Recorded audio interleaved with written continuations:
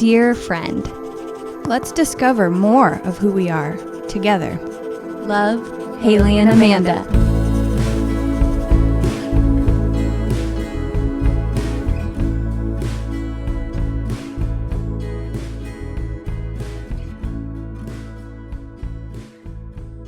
Hi, dear friends. This is Amanda. Hey, I'm Haley. I forget that, people probably don't know that it's us. I've heard some people say that we sound quite a bit alike. Who's speaking right now? Guess. You're right! It's Haley! If we were videoing this for YouTube, that would have been so tricky right now. Well, this week we're talking about something that we're really excited about, mainly because we know it's going to be a good conversation and topic whenever we're just debriefing for the episode about the topic and done our own research, and we can't stop talking about it. And then we're like, we should probably start actually recording because we've been talking about this for an hour. And now I'm afraid we've lost all of our gems because we're just spilling to each other. Nah, I think we got some good stuff. I got it. So this week we're talking about aloneness. Being alone versus and belonging to yourself. Yeah, because the ultimate goal from this podcast is for you to belong to yourself. And so we need to define that and understand what it means, because like Haley was saying, that the two words alone and belonging seem like they are opposite of each other when they are truly not opposite. I feel like, and this is probably true for everyone, that when you hear the word alone or you think about being alone, it comes with some sort of like, almost like a little bit of anxiety or fear. It's a little bit has some discomfort. Right, and that is just very interesting because we are with ourselves all the time. Like we're the people that we are with. Yourself. Yeah. So the fact that we are so uncomfortable just being by ourselves with ourselves is very interesting. Right. And so we want to first talk about, belonging to yourself, this relationship of you and you. And something that was really interesting that came up when Haley and I were talking earlier about this was that I was telling her that I feel like so much in today's world, and I'm sure always, but it just seems like, especially with technology and the things we have access to, just instantaneous gratification, things at our fingertips, it's like we don't check in with ourselves in that aloneness as much as we probably should. And then all these things are getting shot at us from all these different directions. And I mean like from opening an app. Right. Because okay, you might be opening TikTok, but there are millions of users that have these platforms, and same with Instagram, and they're all shooting a message at you. So it's like you're opening this one thing and then you're getting a million things shot at you from all different directions. And if you don't have a filter for it, of like who you are, what aligns with you, what you're really interested in, what you're working towards, where you are in your life to yourself, like where you're headed for your own goals about the things you really want. It's a lot coming at you, and if there's no filter, you're just pulled and torn in all these different directions. And that was something you said you hadn't quite thought about before. No, not around this topic. I wasn't thinking about that, but it's so true. If you don't spend time with yourself doing the work of who you are when everything's quiet and still, then when all of these things are shot at you, you could be just, blown around like in the wind, and anything would stick. And what's that really cheesy phrase? It's like if you don't know who you are, then you'll become anyone. Yeah. That sounded it, but anyways, and that's so true. Yeah, it is, because you, depending on and this is especially when you're your younger self and you don't really know who you are yet. You know how people say that, like when you get older, you figure out who you are. but I still think adults still don't know who they are, including, I'm not saying I have this mastered. I was telling Haley, I don't think us talking about these things means that we're like mastered these topics, but it's definitely something that we're working on and thinking about. So we wanted to share it. But I feel like you are in certain environments, you're around certain people, and things influence you. And it's interesting to think about, do we change who we are when we're by ourselves? When you're with your intimate partner? Are you a different person when you're in a group? Are you a different person with your family? Yeah, and I remember my therapist saying to me, whenever I was having anxiety for the first time, she was like, the first thing we need to look at is, are you the same Amanda in this situation, this situation, this situation? She was saying, like, with your family, with your best friend, with your at work. She was like, if you're tweaking yourself and all these different... That's anxiety producing, just thinking about that. Yeah, because it's almost like you're keeping up with all of these personas that you've created, and it's almost like whenever you tell a lie, if you don't keep up with the lie, then it's gonna like overtake you because you forgot a detail of this or that. But it's kind of like that with these personas that we put on, in a sense that if we're not aligning to who we are in all situations, then we're like, oh wait, how am I in this group? Okay, got it. Well, and usually we don't even have to ask that. We just like go into that mode. This brings kind of the opposite, when we were saying that aloneness, it kind of brings this discomfort around, like, or a fear of being by yourself, almost like a negative, almost like it's associated with abandonment or something, like you're alone because someone left you. But the opposite, which we were saying is the same, is that you belonging to yourself is still you being by yourself. Mm-hmm. So you are still alone, nothing has changed. It's still a solitary being, but the difference is that there's not fear. You, instead of feeling... It can be comfort. Yeah, you belong, and you feel safe, you feel comfortable, you feel secure. So imagine now flipping it to belonging instead of alone, and then traveling through all these situations. Mm-hmm. And you take yourself with you.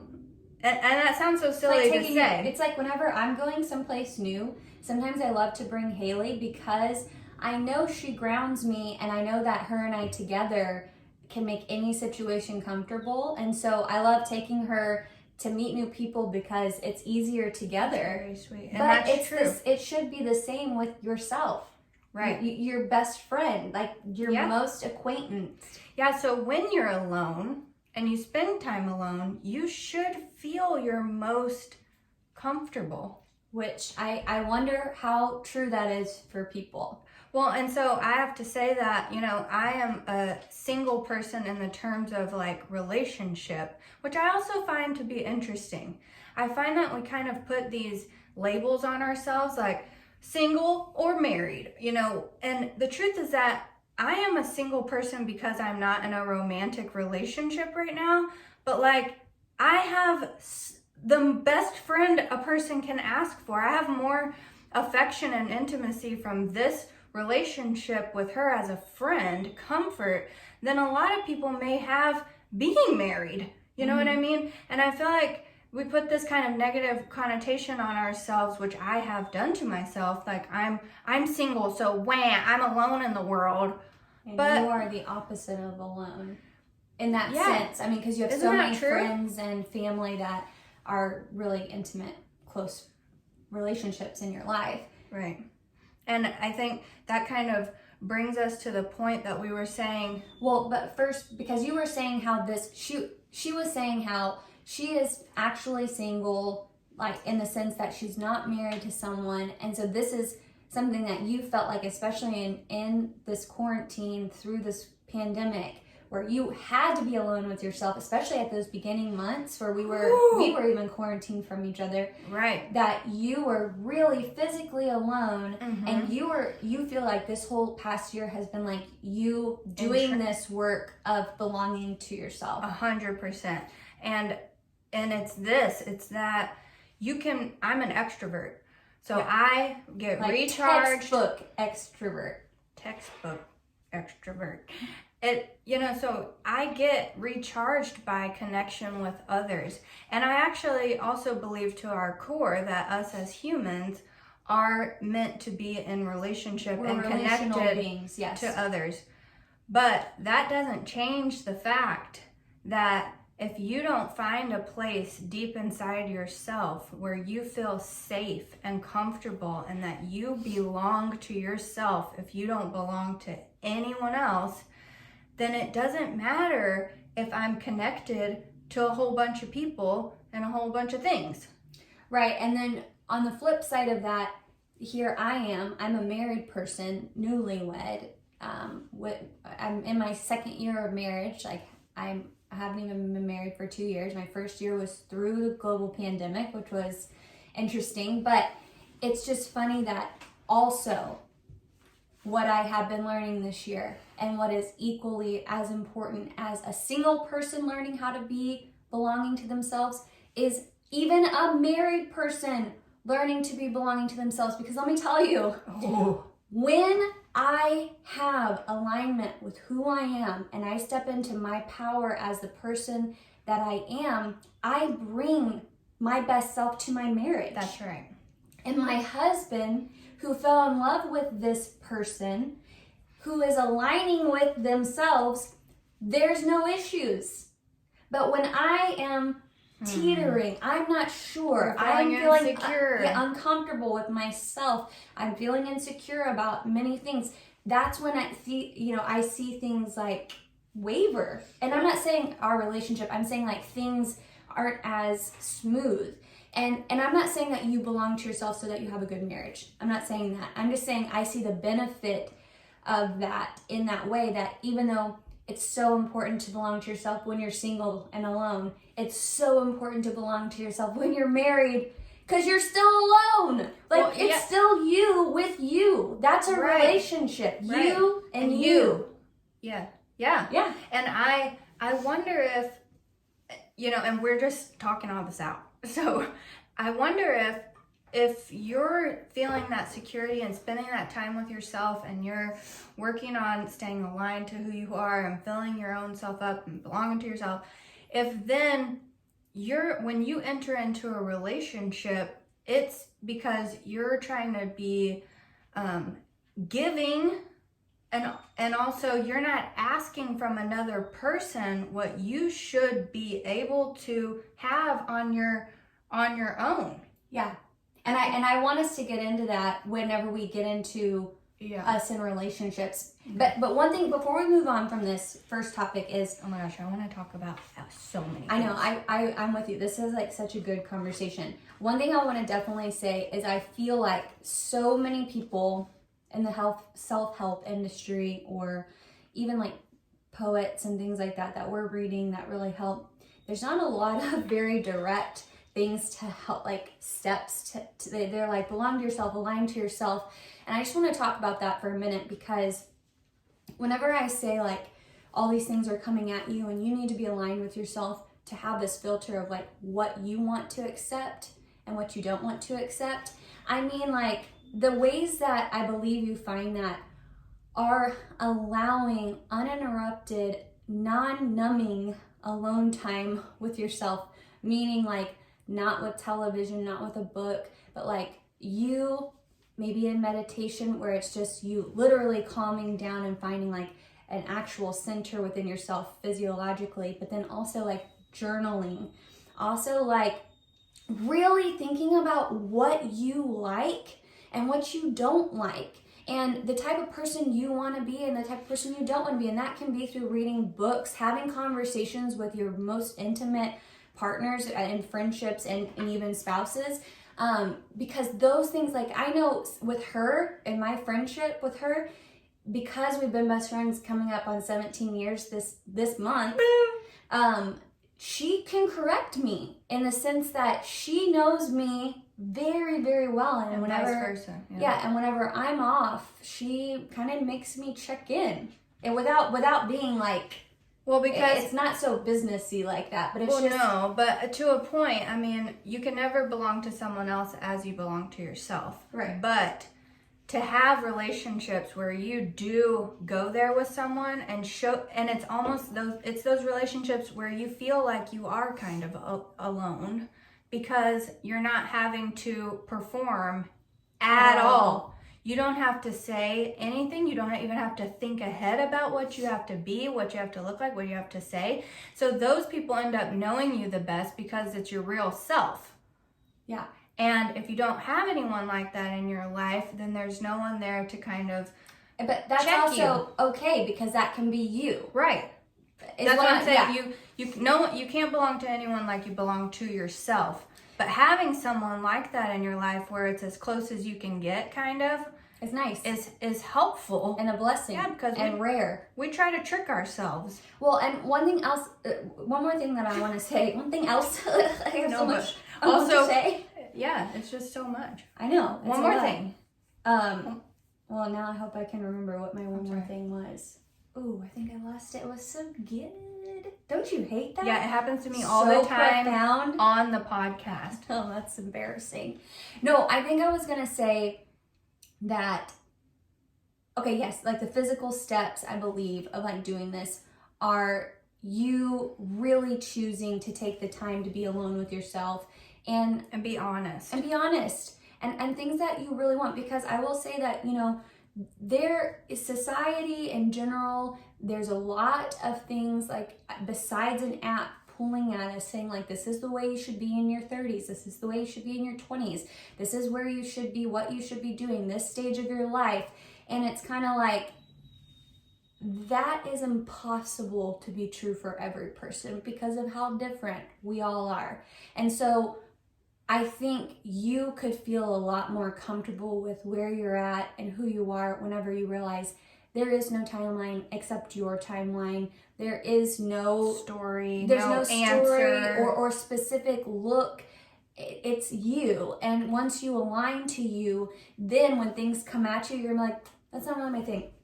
Yeah, and it doesn't sway you because you know who you are. You know what you like, what matters to you, and that can be in finding a partner. yeah, Like when you meet a man, you're going to be very clear on what you want. It can be when you're finding a new friend or anything. But the point is that you've got to know you. You've got to align with that you. And this is what I was going to say. It's back! Is in our intro, it says, let's become more of who we are together. And the reason why we say that is because of a quote in our favorite book, A Simpler Way. A Simpler Way, where it says, a person will change when they know they will become more of who they are from that change. And only then. And only then will they change, if it will make them more of who they are. And so we can make changes, and we can, if we think these changes will help us become more of who we really are. And if we don't know who we really are, then what are we doing? It's kind of like we're floating. We're a ship sailing with no boat. Yeah, you're a ship with no anchor. So that's the thing I wanted to say is that the beginning quote, becoming more of who we are. It's you got to know who you are too a little bit to start. Spend time with yourself in those quiet moments, and I mean, it sounds so silly to say it, but you've got to get to know yourself. But it's so easy not to. There's so many It's the hardest distractions. thing. And you know that's why being alone is anxiety producing initially, because you're like, oh my God, I never spend time with myself. I don't know who myself is. This feels like it's just you. You can't escape it. You can't run away from it. Her, him, yourself. Whereas we spend 99% of our time distracted, numbed, and that's comfortable. So being completely alone is just, you're present. It's you. Right. And I think it's, we do very numbing things. We watch TV shows, we do things that completely just kind of, it's like an escape. And I do this too, and I think that sometimes that's important, but sometimes it's just you denying yourself that chance to figure out yourself even more. So the next step on this is, so there's this relationship of you and you, and then the world in you. And I love this part because of Haley, the quote that you found from David White. Will you read? I'm gonna go let your dog is whining. She really is. So will you kind of Put her intro? outside. Yes, so I actually told Amanda recently that I was running, and I run a lot and I listen to David White in my ears. I know that this sounds crazy how much we talk about him, but he is just so insightful and thoughtful and thought-provoking that it helps me and us, I think, to find out who we really are. Anyways, I was running, and yes, it is a hard concept that sometimes I feel alone in the negative sense. But I was running, and he started reading this poem, and he was. I'm gonna actually read the whole poem. The whole one? I think so, or well, maybe just part of it. Well, it starts by saying it's called "Everything Is Waiting for You," and it starts by saying that your great mistake is to act the drama as if you were alone. And I'm thinking, I'm running and I'm thinking, well, I am alone. Like, you know? And he goes on to start talking about the world all around us, and he's talking about, you know, the cool breeze on your face and the color of blue in the sky and the warmth of the sun on you. And I started tearing up because I all of a sudden felt like the spirit of the world awaken. I love the line where it says, put down the weight of your aloneness and ease into the conversation that the world is trying to have with us. Yes. And I'm not trying to be cheesy when I say that, like, nature and the world and the wind and the flowers, and it's a way of having a conversation with the world. You know, we don't have to proceed through this life feeling so secluded, even if you are a solitary being. Yeah. You know? And something I was telling Kaylee about this particular concept was that I feel like we've had these conversations about, like, why is nature so physiologically, like, powerful? Like, you can stare at a waterfall for hours and be mesmerized and blown away and, like, leave feeling so filled up and empowered. And that it's connecting to a very real, deep part of yourself, that you're seeing almost yourself in this. Well, and what I was telling her is I feel like I've been thinking about this more recently, that I feel like the history, like the billions of years that the earth has been here and transforming and moving and creating and evolving and changing, and then it's like you catching it in this present moment. It can only be seen, felt, experienced in that one way that all these billions of years have created for you in that moment, and then it will continue to move and change and grow until you experience again, and the next person. And that makes it You can go to the same waterfall park. You can go to Drake Park on the river in Bend, Oregon at the Deschutes River Trail, and it will be every time it's a different experience and a different moment. And it's still so powerful. And I was telling her, I think of it as, like, not just the nature too, but like people who have lived before us. Like, it's like this great cloud of witnesses that are all still somehow in a present moment, and that you are, there's like a force working with you. And that's what he's saying, like, wake up to the conversation. Yeah, and there's all this stuff around you to interact with, even just in this level of being aware and alert to it. Yeah, and that's the line we were actually gonna read. It says, alertness is the hidden discipline of familiarity.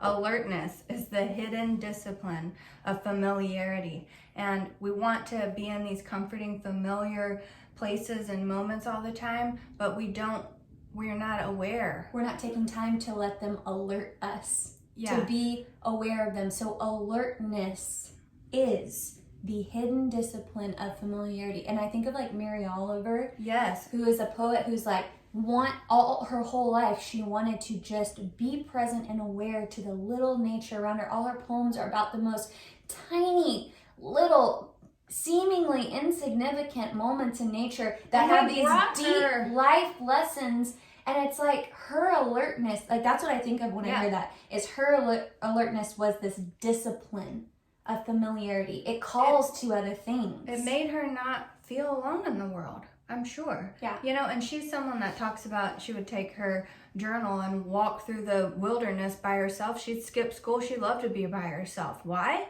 Because she had this discipline of alertness where she could find joy and connection in the world. And it was not aloneness. Yes. Because it was this relationship of the world and you. Yes.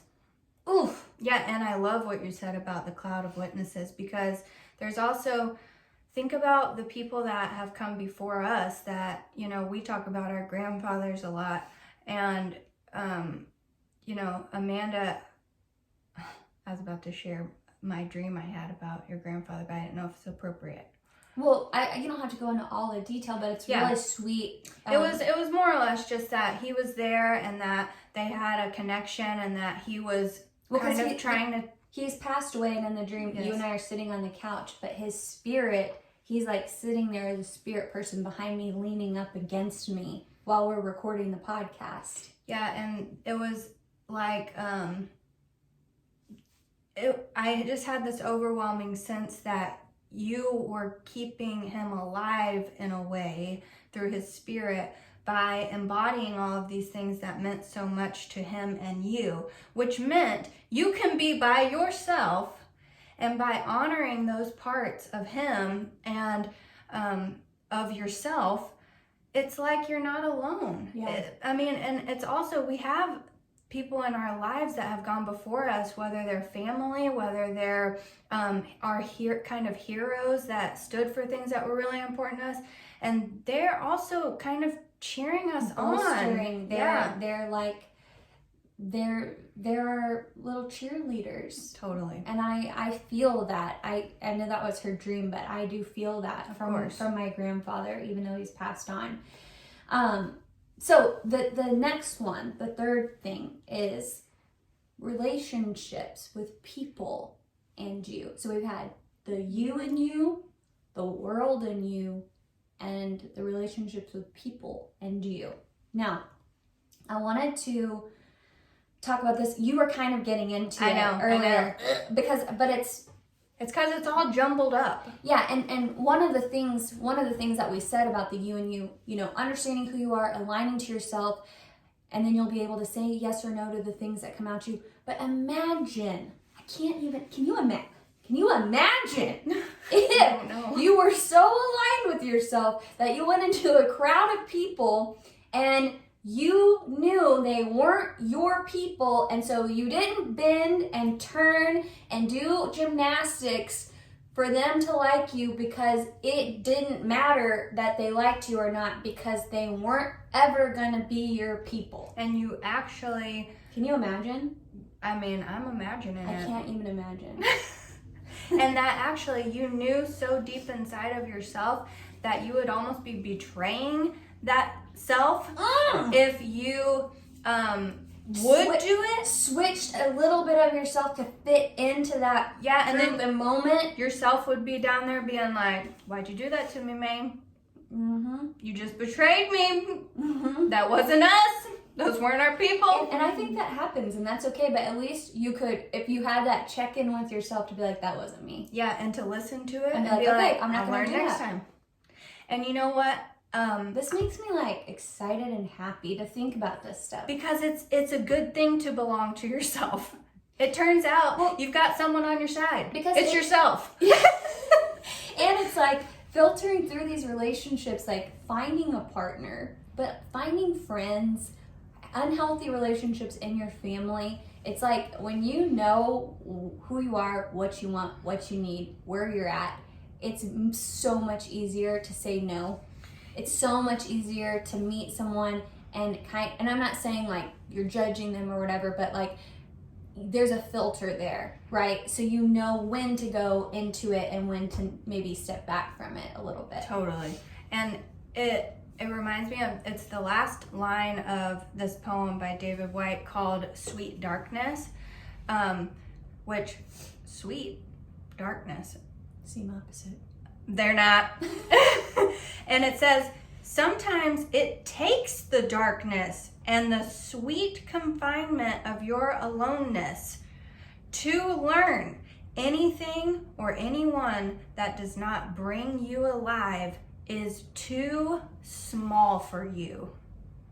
I'll throw up in here. Sometimes it takes the sweet confinement of your aloneness. We've got to give ourselves that. To Learn. say, this person or this thing does not make me feel alive, so it is too small for me. And whenever Haley made me read that part of the poem, I was like, that is an aggressive filter.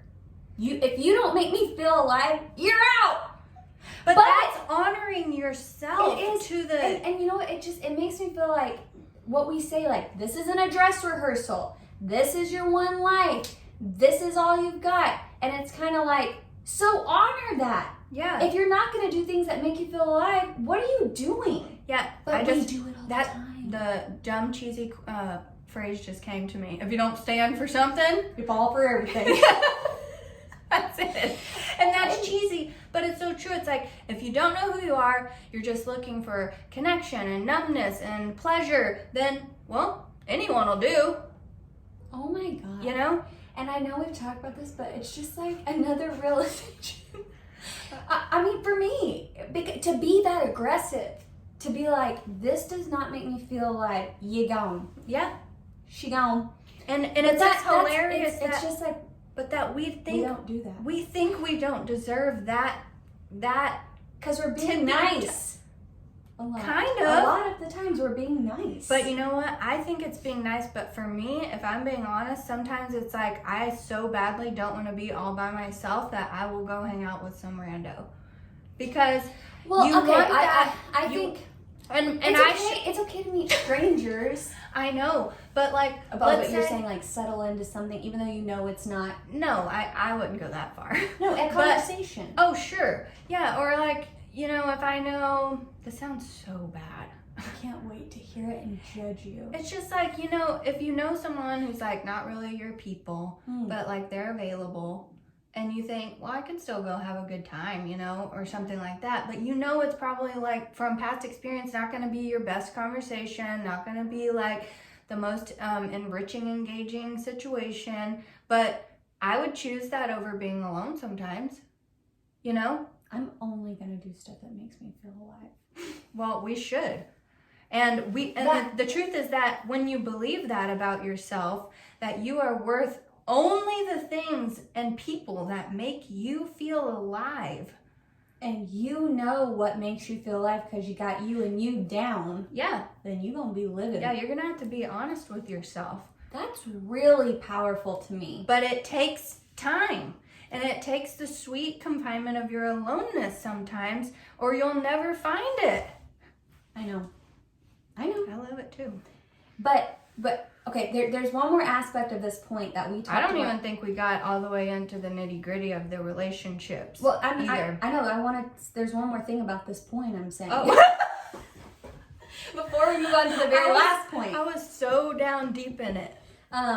So there is this like short essay.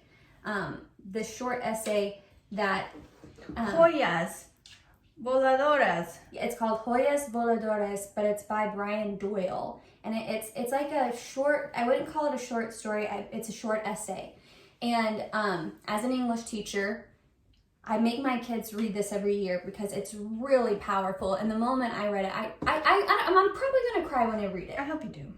I hope you do. It brings emotion to the podcast. Well, you know, in a silly way, when you let yourself cry and you let yourself laugh, that's like the deepest parts of you that are your truest self, honestly. Yeah, trying to come out. And this, let me give you, first of all, everyone should go read this. Everyone.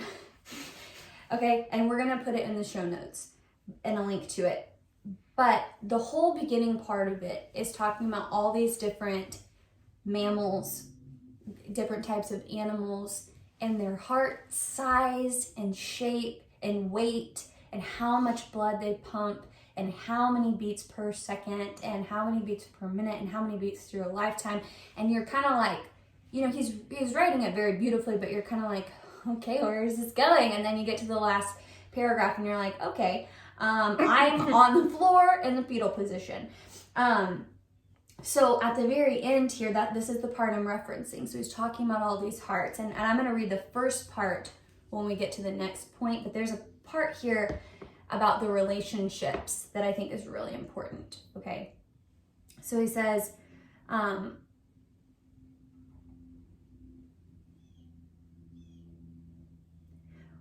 when young, we think there will come one person who will savor and sustain us always.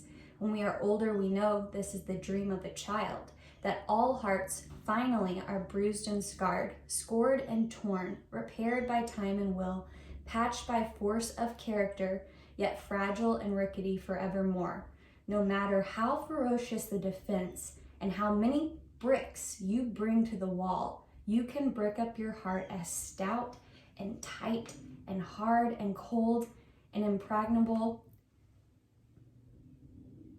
as you possibly can, and down it comes in an instant, fled by a woman's second glance, a child's apple breath, the shatter of glass in the road, the words, I have something to tell you, a cat with a broken spine dragging itself into the forest to die, the brush of your mother's papery ancient hand in the thicket of your hair, the memory of your father's voice early in the morning echoing from the kitchen where he is making pancakes for his children. You did it. And what's so beautiful about that to me is that what he's saying is that even if you think you actually want to be alone, not just being that alone with yourself, but like not in relationship with others, you cannot, because you were not created to be alone and disconnected from other people. And so even if you think you've built the biggest, thickest brick wall around your heart, there are still things that touch you and move you and pull those bricks down in an instant at the sound of something, at the look of something, at the touch of someone. Memory. And that is evidence that you are not meant to live life alone. And so I think whenever we're talking about the relationship of you and you, I think that means when you have that down, you are giving your best self to the people that you're with, and you're finding the best people for yourself. Yes. Right? So that you can have that connection with people and so that connection will be the most authentic that it can possibly be, and the most penetrating and meaningful, and I don't like frivolous relationships and frivolous conversations, and you know what I mean, like if I'm doing it too long, I'm so empty. It's like so draining. And so I try to keep people in my life who feed that, right? Like I want to talk about meaningful things, and I think that the people that are my closest friends, they reflect that actually. Yeah. And that doesn't mean we don't like to have fun and be lighthearted sometimes, but that's what I'm really looking for. And I think that's because I know that's important to me. That's what brings you alive. Right. So I love that essay, that last very beautiful part, because it's, even if you think you're so freaking tough and you can be alone and you don't need anyone, too many people have hurt you, you can. You need it. You can be broken. The walls can be broken down by something so small as a cat with a broken spine dragging itself into the forest to die. Little things can move us. And they should, because we need to be proceeding into the world alert and 100%. And able to be open and moved. And I think that is the podcast. The paradox that we're talking about is that alone seems like it is this secluded brick wall built thing, but it isn't. It's belonging. It's First to yourself. It's knowing who you are, but so that you can see the world and be more open to it and engage with it on an authentic level. It's aloneness for the purpose of connection with yourself, the world, and others. And this takes us to we're gonna sandwich this. So So we started out with the relationship of you and you and the world, and then you and relationships with people. But now we're going to go back to the you and you. Okay? Now, the other reason why it's so important to be belonging to yourself is because something that we probably don't acknowledge enough is that no matter how close you are with another person, no matter how intimate that relationship is, it can be friendship, it can be partnership, whatever. At the end of the day, it is just you with you. And I know that can seem like a scary thought, but I don't want it to scare you. I want you to just notice this, that there are things that we go through and moments in our lives where no one else can fix it, right? No one else. Whether, for me, the first time I really noticed this was when I had my very first panic attack, like an actual clinical panic attack, and this was like 4 years ago.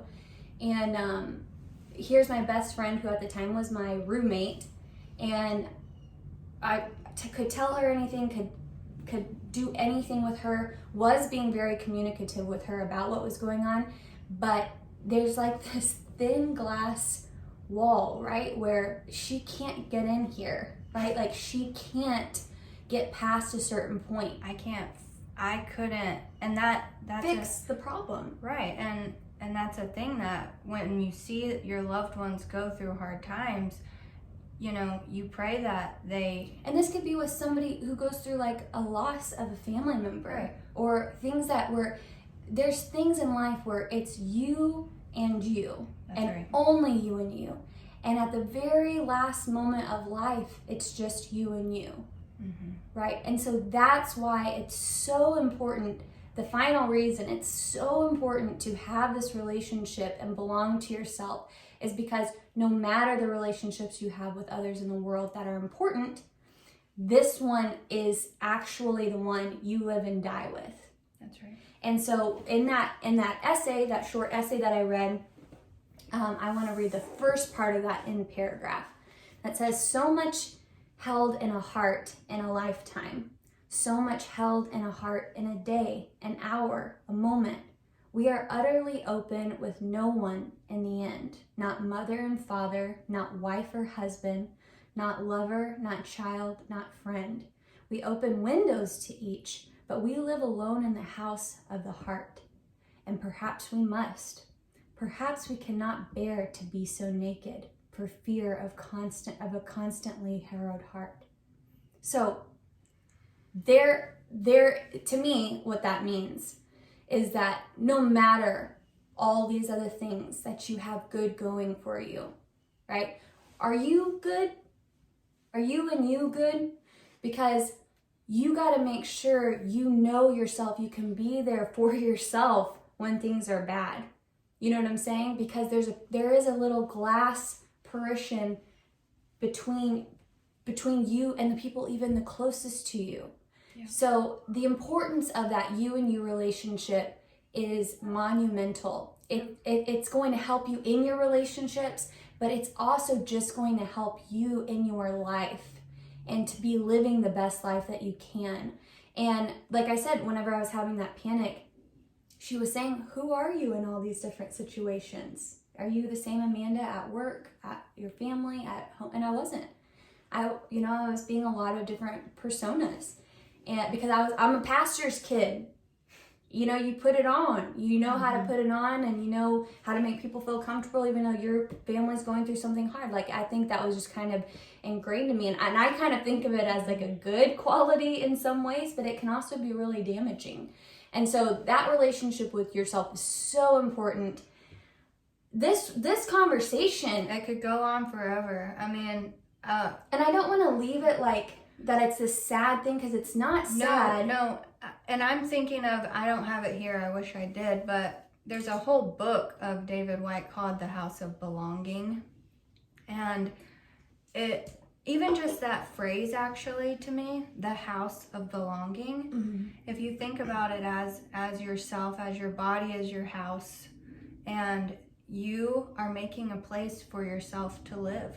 And And that is actually very sweet to me. So sweet. You should treat yourself as you would treat your most beloved friend, partner, other.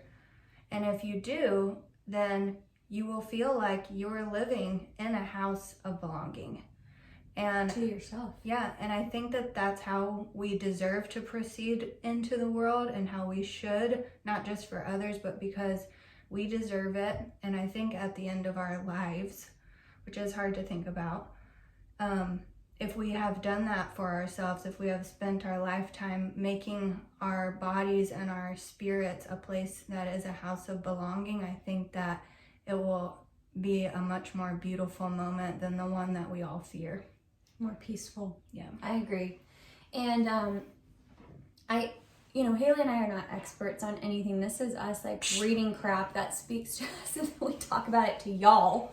And to me, this conversation is really exciting, and it's like the call of action to me is like, Amanda, make sure you're aligned, and then start saying no to things that don't make you feel alive. And start saying yes to the things that do. Yes. Because you deserve to feel that way, and this isn't a dress rehearsal.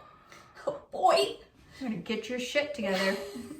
So guys, we hope you liked this conversation. This is one that we've been wanting to have, and we hope it's meaningful. It's done something for you. If you liked it, make sure you leave us a review on our podcast. It really helps us out. And we just like knowing that this podcast is doing some good out there. So like our intro, it says, let's become more of who we are together.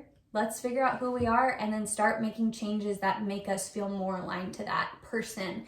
And that makes me feel good. It does.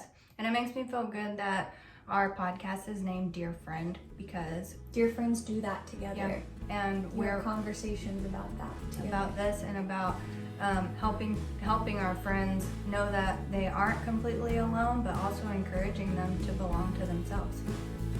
So go out there this week, align with yourself, be you, the world you, relationships in you, and feel alive. You got you. And if you don't get you, you better get you. Y'all have a great week. We'll talk to you next week. Bye, friends.